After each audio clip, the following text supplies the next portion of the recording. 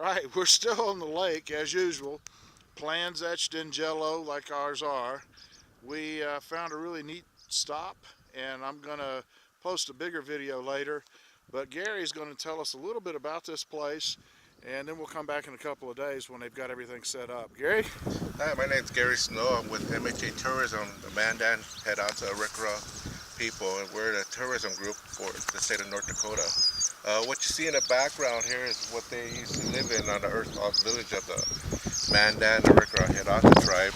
At one time, these are actually a little bit smaller than what they used to make, but they used to keep 2 to 3 families in each lodge, and they were more bunched together. So it was just a walking path between all the lodges. We also have sweat lodges that was built by the Fort Bertha Community College.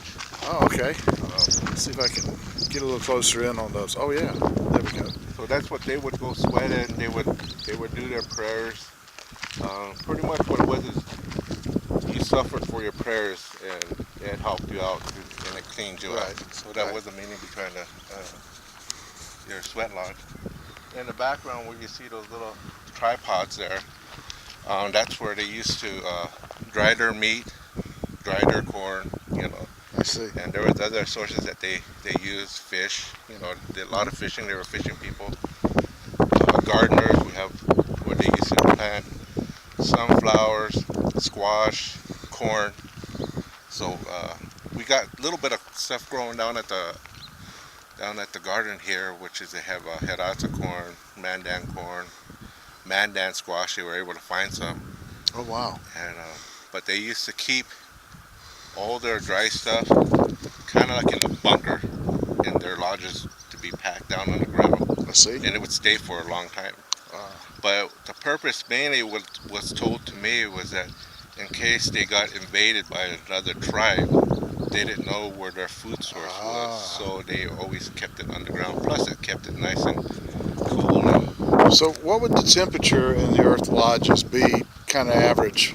on the average, it's hard to say, but when they had a fire going in, it stayed pretty warm, probably about in the 80s, 70s. Right. And Wow. then if you go in there now, like on a humid day, you can walk in, and it would be probably like 60 degrees cooler, or we 60 degrees inside because it'd be a lot cooler Right. than it is outside. Right.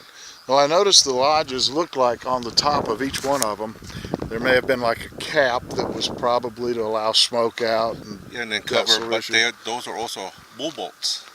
They were made out of buffalo hide, Ah, so okay. they were actually bigger.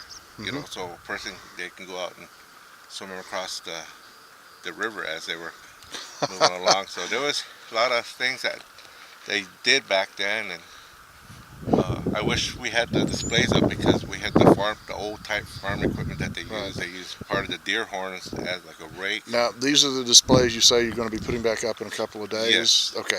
We're going to try to make a loop back up here and come see you Okay. again in a couple of days. I just wanted to do this quick video just to kind of maybe get everybody's interest a little bit to come back and look and see. And I am going to mark this place on the blog with the GPS coordinates to make it easy for anybody that's up this way, wants to drop in. And you guys are open. Give me your season again, So Gary. we're gonna be open on 7 days a week until about Labor Day or September, Okay. and then we're just gonna be open Monday to Friday from 9 to 5, and long as we keep the snow cleared up, then it's Okay. gonna be open. Gotcha. But So up till Labor Day sounds like yeah, a good time to drop by and yes, get a good taste of some real history and how things really were, not yes, just the Hollywood the version. Hollywood version, Uh, exactly. oh, there she is. She surprised me. Just watch your head. Oh, got up, dusted off. Okay. Wow. I said a little prayer for the people, and just beautiful in here. Yes, it is. Yes, So it right is. here, they would keep their horses. Um, they would keep their horses inside, and I guess if you were a kid, that was your chore to clean it up, I suppose. So let me describe to you what we just walked. We walked into the lodge, and immediately in front of the door is a little area that's kind of cordoned off by this wall that you can see Brenda standing in front of. And we'll go around now and let Gary explain a little bit more to us. So this is where their fire pit was. They used this. Well, sorry about the shovel, but this is where their fire pits were. If you look at the top, that's how they used to weave their ceiling. Was willow and what they call tall grass. At one time, tall grass used to grow between 4 to 6 feet. Tall grass. Yeah, It's almost like what we call dog bane. yeah, Is it yeah. similar? Similar, yeah. Okay. And like I said, they would stay a couple of families in here. Wow. Well, Gary, I'm gonna wrap this up as far as the video. I'd like to walk around and look and Yeah, go learn ahead. more, and I appreciate you sharing this with us.